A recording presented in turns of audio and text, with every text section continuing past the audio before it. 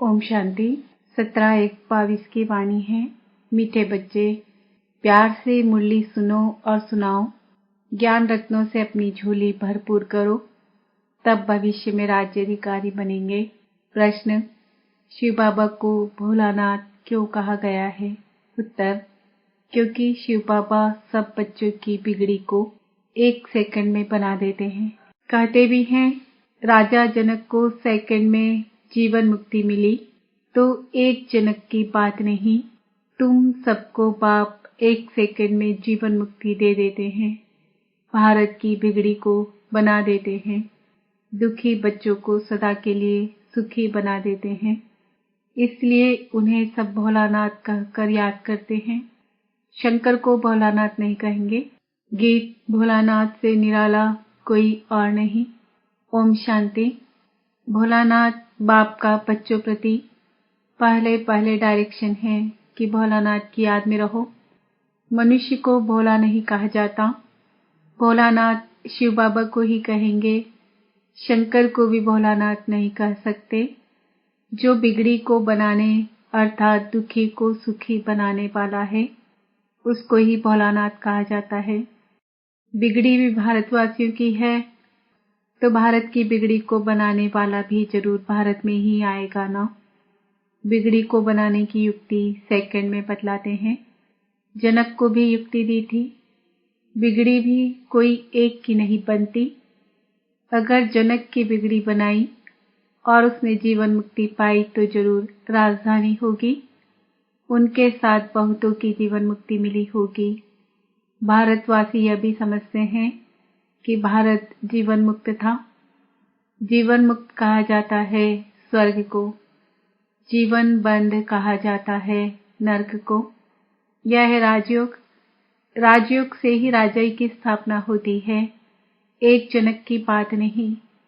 भगवान ने राजयोग सिखाया तो राजाई भी दी है। बरोबर देखते हैं सतयुग के लक्ष्मी नारायण ने राजाई कैसे पाई। अभी तो है कलयुग, प्रजा का प्रजा पर राज्य स्थापन हो चुका है। यह है पंचायती राज्य। इसके बाद है सतयुग।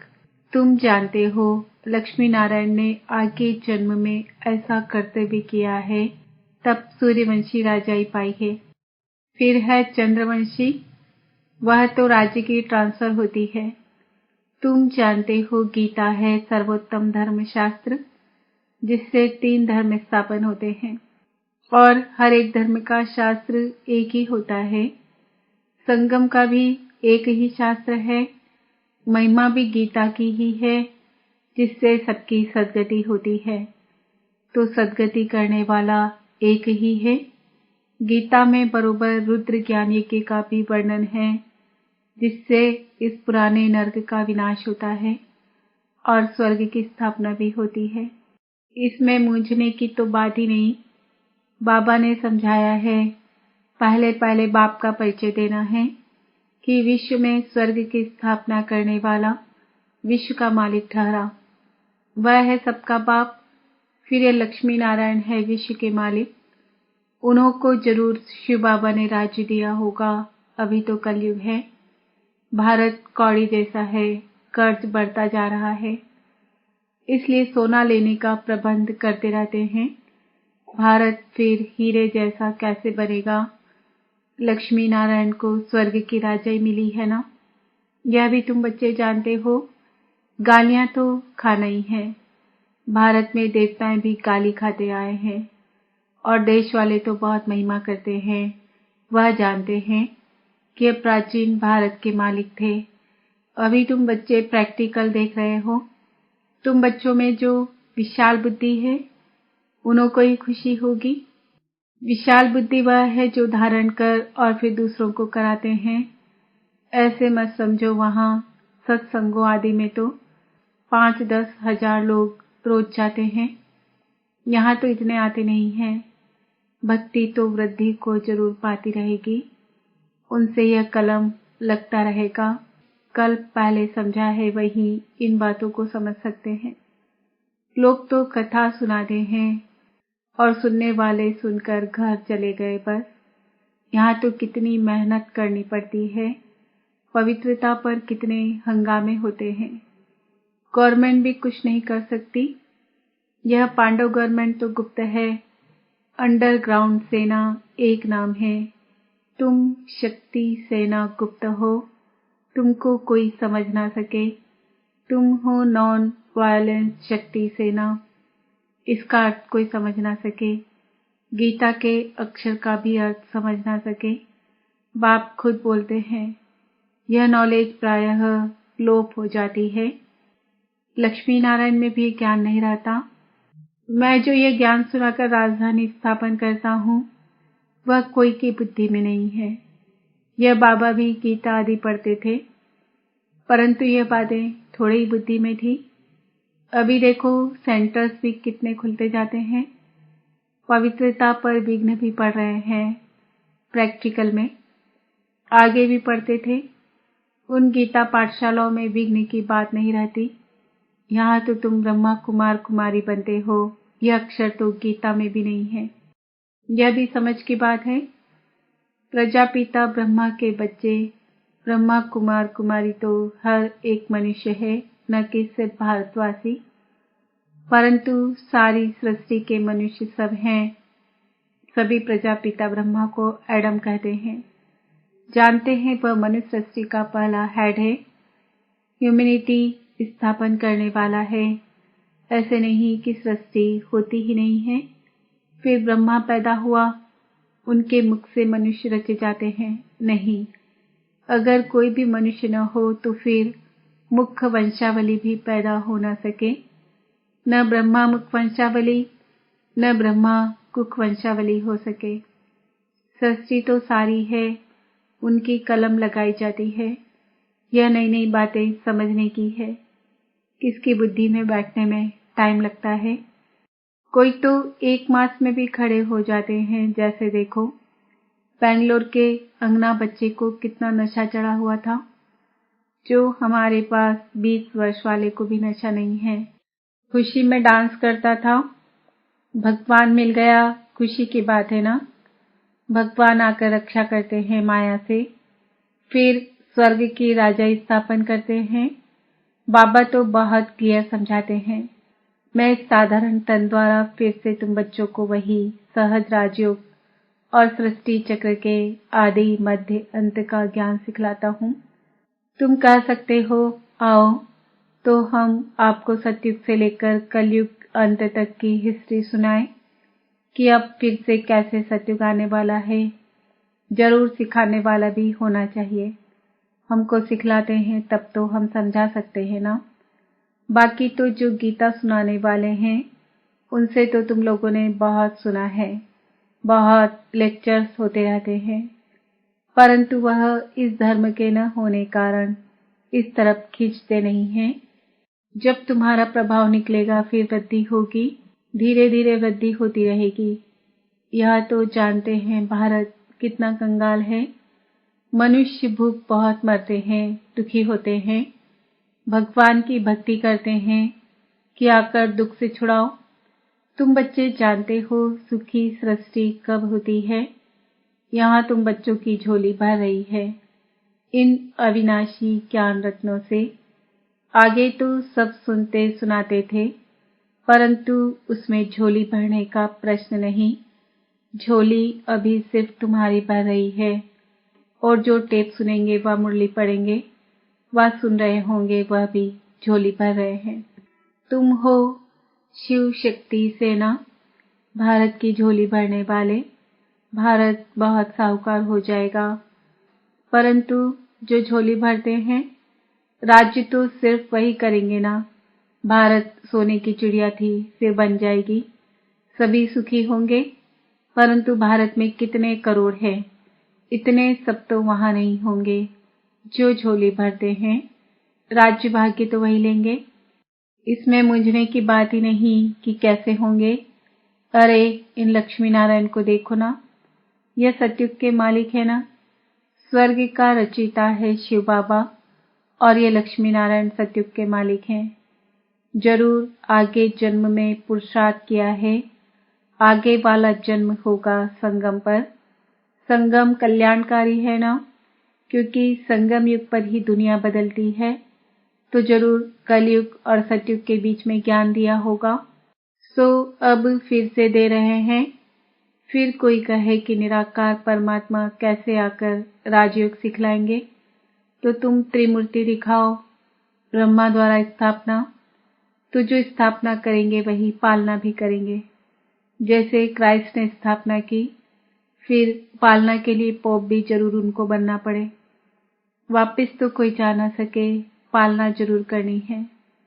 पुनर्जन्म लेना ही है, नहीं तो सृष्टि बढ़े कैसे। जबकि सतयुग त्रेता में पहले देवताओं का राज्य था, तो सबसे जास्ती आदमशुमारी जरूर इन्हों की होनी चाहिए। फिर क्रिश्चियंस की जास्ती क्यों है, फिर लाखों वर्ष की भी कोई बात नहीं है। यह सब बातें समझेंगे वही जो अपने घराने के होंगे, औरों को तीर लगेगा नहीं। ये ज्ञान का तीर है ना। बाबा कहते हैं भले किसको भी ले आओ तो ज्ञान बाण लगाएं, होगा ब्राह्मण कुल का तो तीर लगेगा। शास्त्रों में दिखाते हैं, लड़ाई में यादव कौरव मारे गए, पांडव 5 थे, फिर हिमालय पर जाकर गल मरे। अब ऐसे तो हो नहीं सकता। गाया भी जाता है जीव घाती महापापी। आत्मा का कभी घात नहीं होता है। आत्मा खुद जाकर शरीर का घात अथवा विनाश करती है। अब पांडव जिन्हों को श्रीमत देने वाला परमात्मा था, वह जाकर पहाड़ों पर गले, यह तो हो नहीं सकता। अच्छा, वह तो 5 पांडव थे, बाकी और पांडव कहाँ गए? सेना तो दिखाई नहीं है। तुम जानते हो विनाश कैसे होगा, तुम देखेंगे भी। तुम बच्चों को साक्षात्कार भी बहुत होंगे। शुरू में तुमको बहुत साक्षात्कार होते थे। कभी लक्ष्मी को, कभी नारायण को इनवाइट करते थे। कितने साक्षात्कार होते थे। फिर पिछाड़ी के टाइम जब हाहाकार होगा, तब फिर तुमको साक्षात्कार होंगे। हंगामे होंगे तो तुम बच्चे आकर यहाँ इकट्ठे होंगे, इसलिए मधुबन में जास्ती मकान बनाते रहते हैं। फिर तुम बच्चों को इन साक्षात्कार से खुशी में लाते रहेंगे, परंतु मासी का घर नहीं है जो सब यहाँ आ जाए। जो सपूत बच्चे बाबा के मददगार होंगे वही आएंगे। अगर पांडवों के गलने की बात होती तो फिर मकान ही क्यों बनाते। कोई भी बात में मुझते हो तो अनन्य बच्चों से पूछ सकते हो। नहीं तो ये ब्रह्मा बाबा बैठा है, यह नहीं बता सकता तो शिव बाबा बैठा है। यह तो समझाया है कि अभी बहुत कुछ समझने का बाकी है। सारे चक्र का राज बाबा समझाते रहते हैं। कितनी पॉइंट्स निकलती रहती है। अजून टाइम पड़ा है तो जरूर और भी समझाना होगा, परंतु पहले मूल बात ये जरूर लिखाना है, एकदम ब्लड से लिखवाना है कि हमको निश्चय है कि बरोबर परम पिता परमात्मा पढ़ाते हैं। ऐसे नहीं सिर्फ लिखने से ही बदल जाते हैं। कहते हैं हमने तो ऐसे ही लिख दिया, जास्ती कोई से माथा नहीं मारना है। बोलो भगवानुवाच। भगवान हम शिव बाबा को मानते हैं। वो ज्ञान का सागर सत्य चित है। उनको अपना शरीर तो है नहीं, तो जरूर साधारण तन का आधार लेंगे ना। तो पहले पहले बाप कहते हैं माँ में कम याद करो, देह के सब धर्म छोड़ मुझे याद करो, तो विकर्म विनाश होंगे और मेरे पास चले आएंगे। और चक्र को याद करने से तुम चक्रवर्ती राजा बनेंगे। बाबा कितना मीठा है, और बनाते भी देखो कितना मीठा है। सतयुग की निशानियां हैं, वह फिर रिपीट जरूर होगी। कलयुग भी है, अभी तुम राजयोग सीख रहे हो। विनाश सामने खड़ा है, और क्या सबूत देवे। अच्छा, मीठे मीठे सिकिल दे बच्चों प्रति मात पिता बाप दादा का याद प्यार और गुड मॉर्निंग। रूहानी बाप की रूहानी बच्चों को नमस्ते। हम रूहानी बच्चों की रूहानी बाप दादा को याद प्यार गुड मॉर्निंग नमस्ते ओम शांति। धारणा के लिए मुख्य सार, बाप समान बनना है। भगवान आकर माया से हमारी रक्षा करते हैं, इस खुशी में रहना है। किसी भी बात में मूंझना नहीं है। सपूत बच्चा बन बाप का पूरा पूरा मददगार बनना है। वरदान, ब्रह्मा बाप के संस्कारों को स्वयं में धारण करने वाले स्व परिवर्तक सो विश्व परिवर्तक भव। जैसे ब्रह्मा बाप ने जो अपने संस्कार बनाए वह सभी बच्चों को अंत समय में याद दिलाए, निराकारी, निर्विकारी और निरहंकारी। तो ये ब्रह्मा बाप के संस्कार ही ब्राह्मणों के संस्कार नेचुरल हों। सदा इन्हीं श्रेष्ठ संस्कारों को सामने रखो। सारे दिन में हर कर्म के समय चेक करो कि तीनों ही संस्कार इमर्ज रूप में हैं। इन्हीं संस्कारों को धारण करने से स्व परिवर्तक सो विश्व परिवर्तक बन जाएंगे। स्लोगन, अव्यक्त स्थिति बनानी है तो देह को न देख, चैतन्य और चरित्र को देखो।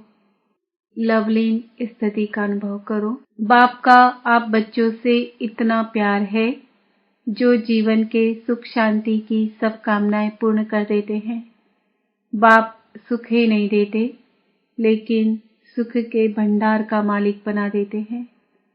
साथ साथ श्रेष्ठ भाग्य की लकीर खींचने का कलम भी देते हैं। जितना चाहे उतना भाग्य बना सकते हो। यही परमात्मा प्यार है। इसी प्यार में समाये रहो। आज का सम्मान है, मैं आत्मा विश्व परिवर्तक हूँ। ओम शांति।